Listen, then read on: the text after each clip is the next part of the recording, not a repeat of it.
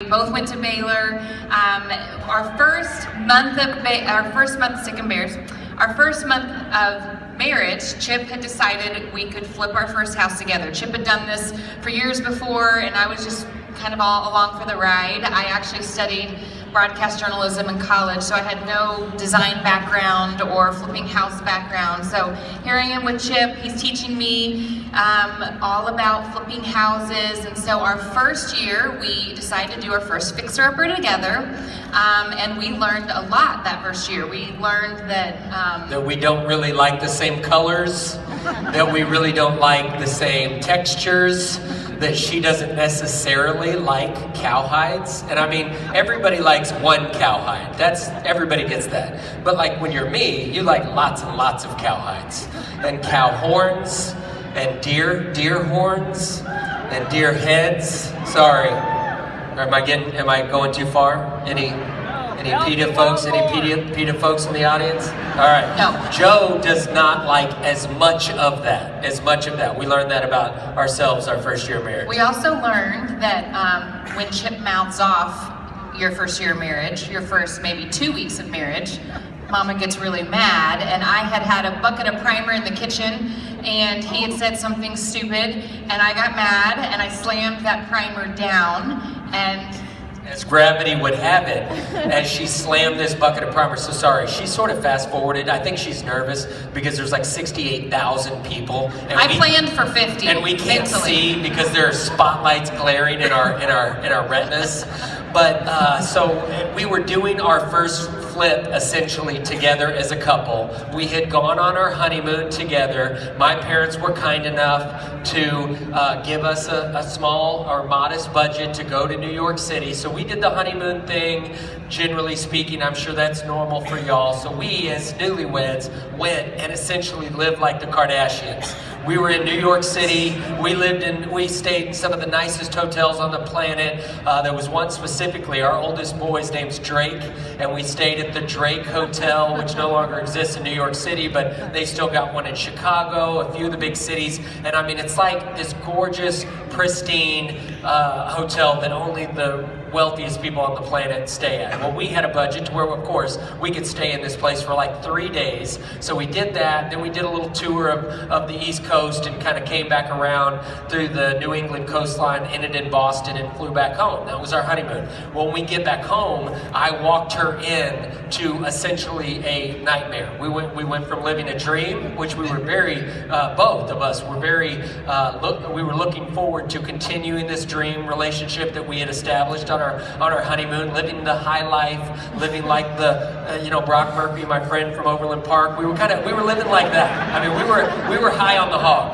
Well, unfortunately, I'm not a real planner. I'm not a planner even now, but after 12, almost 13 years of marriage, I've learned to at least do the basics, plan to wear underwear, plan to put on deodorant, plan to, just the basic 101 stuff. Well, back as a bachelor, I did not think through, we are coming home from our honeymoon, living in the actual lap of luxury, and I had a flip house that I thought, well, we'll live there, and we'll renovate the property, and we'll kind of have a little fun doing this. Well, long story short, the couple of college athletes that lived there before we moved in the day after our honeymoon had turned off the electricity about a week prior to us moving into this beautiful residence. They had a couple of dogs and a couple of cats. They had a freezer full of food that they had left in the property that had rotted and heated up in the 100-degree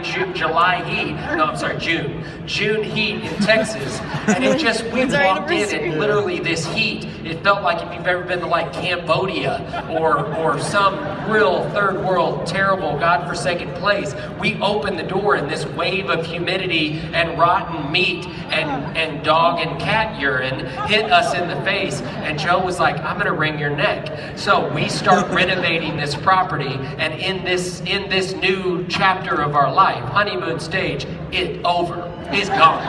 Now we are in a new stage of life called we are renovating a house together, and my wife hates me, and she slams down a bucket of primer and the primer, because, you know, gravity and God have a funny way of reacting to that, bounced back into her face, and the primer was dripping off her face, off her eyelashes, off of her teeth. If you've ever seen these baseball players that get like the pie in the face after their interviews, you know, I mean, literally she looked like that. It was everywhere. And in the Gaines family, when you have an argument, which we were clearly working through, and something like this happens, you kind of like, hey, this is God's way of telling us that, hey, time out.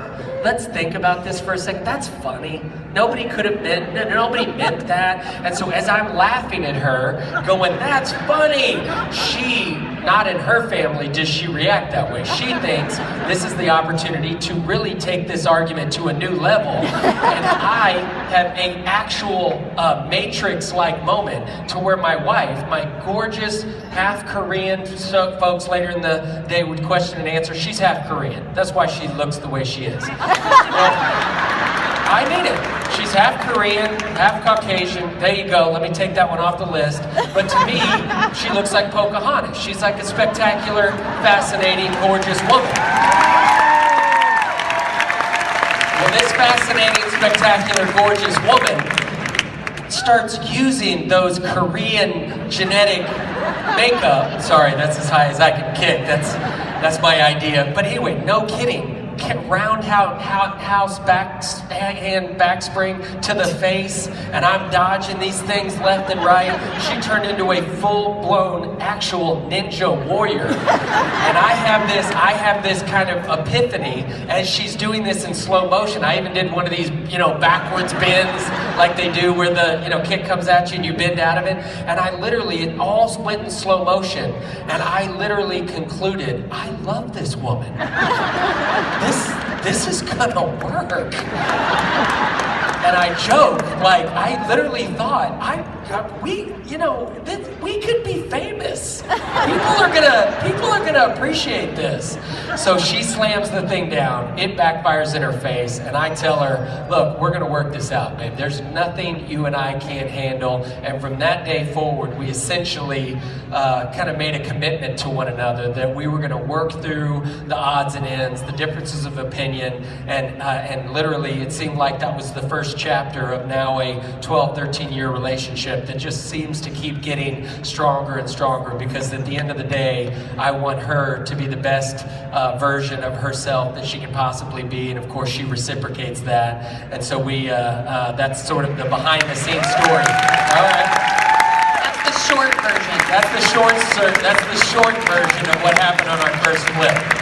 So we finished that flip, and in that same time, Chip had really prompted me to go after some of my dreams. I'd worked for my dad for 10 years behind in this office. So I did all his bookwork. He had a Firestone store, so I sold tires.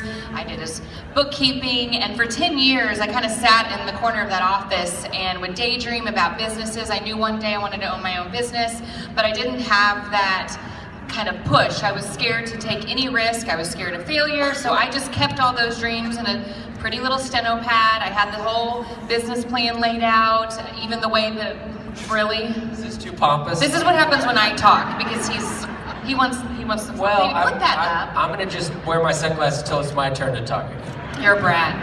So Chip, talking about you, so you should be happy about that. I like this part. So Chip, maybe the second month, was like, Joe, you have all these dreams, why don't you go after them? What are you doing? And I'm like, well, I'm scared, what if they fail? And he's like, Joe, this is the time to do it. So I mustered up the courage, I talked to my dad, he was great with me kind of leaving the shop, and I went out, looked for a building, and I found this cute little building that was hot orange, burnt orange, whatever you want to say, was boarded up, and I brought it to Chip, and he thought, now I'm losing my mind. I always thought he was losing his mind when he showed me all these houses he was buying. Well, that started kind of picking up, and I started getting to be like Chip a little bit. If any of y'all saw the Silo episode where she sort of introduced me to the concept of this building that she wanted on Webster Avenue in Waco, Texas, it was that same concept. Usually I'm the one sort of ahead of the curve trying to buy things and she hates it. Well, in this particular case, it was kind of like that Silo episode where she's introducing it to me and I'm like, you are crazy. There's no way, this is awful. awful, and I felt the same way on that first building on Bosque, yeah. So we bought the building eventually, Chip did all the renovations, and the only issue was I didn't know what I was actually going to do with the building. I had 3 dreams that I'd kind of narrowed down. One was a spa, one was a bakery, and then one was the home decor store. And I had, talked to my parents, talked to his parents, talked to all our family, and everyone said none of them. They were like, you've never been to a spa, you've never really baked for more than 5 people, and you don't know how to decorate. So it kind of came down to this eeny, meeny, miny, mo thing. I wish we'd have known Brock back then. Brock, my friend from Overland Park, Kansas, had he been our friend back then, he could have told us what a spa looked like. So, what it felt like. Because Brock, I'm not kidding, he has got the... Okay, so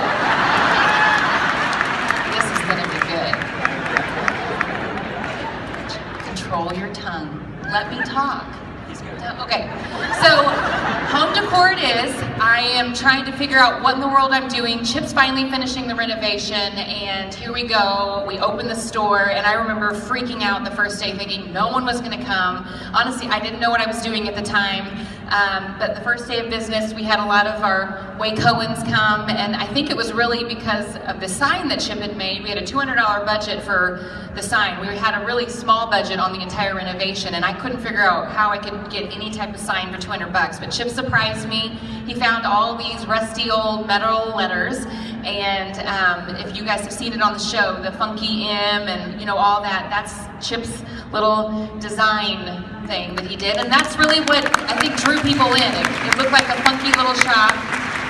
That was my contribution to the our entire relationship was that stinking sign. But it worked. It did so good. So even anyways, now, I'm just like, guys, I could really do some stuff. I could maybe, help with the design. No, thank you. I mean, I could maybe move in some furniture that I choose that's not white, and they won't even let me get 10 feet to the living room. So the first year of business, I had no idea what I was doing. People would come in and they would ask me design advice, and I honestly would sit there and just think, I have no idea what to tell these people, but I would just make stuff up and hope they wouldn't bring the stuff back, and they didn't. So over that first year, I really started building some confidence and just my design choices, and starting to get just a feeling for what it is clients are needing and what they're wanting.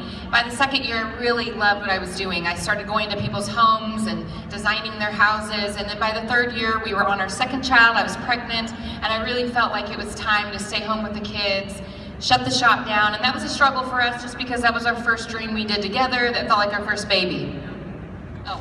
So, fine. Wow, that worked. It felt like that. I mean, if you guys have ever done something like the baby thing, then you know that the baby has parts of yourself and parts of your significant other put together, and you realize for the first time in your selfish, self-centered life, I couldn't have done that by myself, and that's beautiful, right? So we had, really, it was fun. And our business felt like that. There were elements that I really did, there were elements that she did, and we both stood back as a married couple with no kids at the time and sort of admired it. We knew that I couldn't have done that without her, and I feel she felt that to the contrary. So it really did seem like our first kid to some extent.